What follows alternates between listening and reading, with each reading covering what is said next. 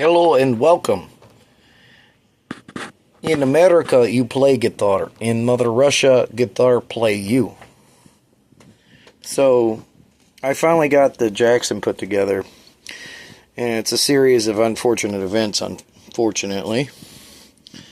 And mostly it's just, I got these two pickups wired wrong. It does have some setup issues, like it's really high down here. It's good up here. And even though it's high down here, because of the style of guitar or whatever it is, it's super slinky and easy to play. I also put 8s on this.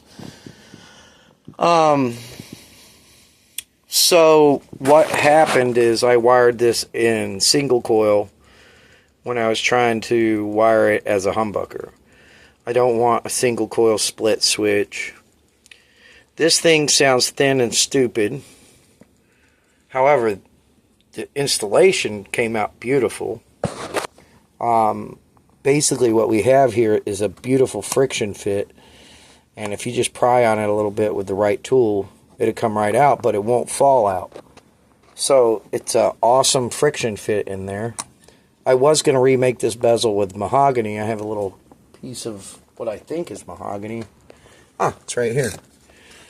Yeah, I think this is a little piece of I was going to make a new bezel out of it. Now, I forgot to mention in the last video about this, the reason I need to make a bezel for this single coil pocket is because there is a screw stud sunk into the body. And we tried getting it out. Somebody before me that owned this guitar tried to get it out. All the finish is chipped and cracked all the way around here. That's one of the reasons why I wanted to try a vinyl wrap. The vinyl wrap didn't succeed because, one, the vinyl wrap was damaged when I bought it, when I got it home. And two, it just doesn't work the way that I thought it would. Moving on from that. Well, kind of. Let's talk about this. So this little lip right here, there's a little, that's where a seam is, where two pieces meet. Well, while you're playing it, it's like, hey Matt, it's right on your forearm. And it's like, hey dude, I'm right here. Don't pay attention to your timing or what you're playing. I'm right here. But anyways, I mean, for the time being, I'll probably put some band-aids or some stickers over that. But I didn't want to put no stickers here. I wanted this nice green piece because that was one of the few pieces. But anyways, I digress. I might put some band-aids here, whatever, stop that. Mostly the wiring came out good. Like the switches, the pots and the switch are wired correctly. I ended up putting an extra ground wire from here to here.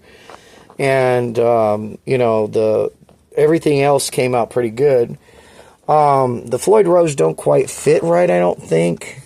It's very close right there, as you can see.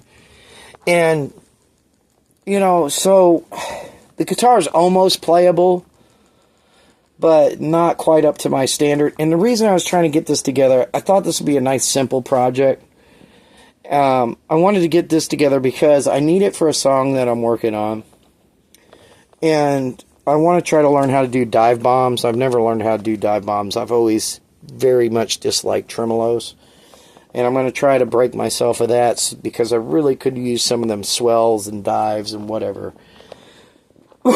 So, even with the string action issues, it still plays good. That's what this card, I love the neck. I'd like an even thinner neck than this. If you look, I got small hands, honestly. I tried that thing that people do where they put the string in backwards. And I also strung it up backwards because it made sense for these 3 strings, but then when I got to these 3 strings, it didn't make sense. What I might actually do is string these just like they are and then string these the opposite of it. It's going to be kind of messing with my head a little bit when I go to tune it. While we're on the headstock, I want y'all to be aware of these tuners. Do not buy them. These are garbage. And what makes them garbage is the gear inside of them is rough feeling. So, and it has hard spots on it. One thing that you could do to repair this is to like put some grease in it and then put a drill on the end and spin it for a minute and see if it smooths out. I'm probably not going to do that, maybe in the future. And the reason I'm not going to do that is because I found some logo tuners for this guitar for a reasonable price. While we're on the back, for you, if there's somebody that knows these serial numbers,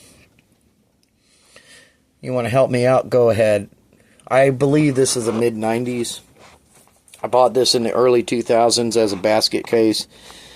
Oh, I also put one of them things in it, but I don't know what I think about it yet because I haven't really got to use the guitar much. This guitar, if you remember from an earlier video, had a fairly ugly crack here that I fixed like over 10 years ago.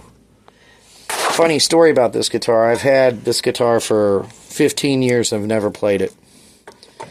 It's stayed in my closet as a basket case. And I've been re-inspired recently, so I'm trying to get it together.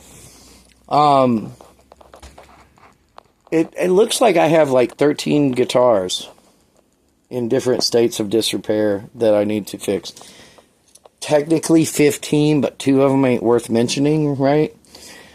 But I just find it weird because that's not a lot. There's another guy I follow on YouTube, and he looks like he has 238 or more. And I don't know why I mentioned that, actually, in retrospect. Anyways, stay tuned. I was hoping to do a demonstration of this guitar. However, I'm not comfortable with it yet. So I'm going to have to do some kind of repairs to this. I don't think I wired this one wrong. I think it's just thin and weak and stupid. Or maybe I got it next to 2 juggernauts and it just pales in comparison. Not quite sure. Anyways, on that note, I think the next thing I'm going to talk about is my homemade pedal board. So thanks for watching.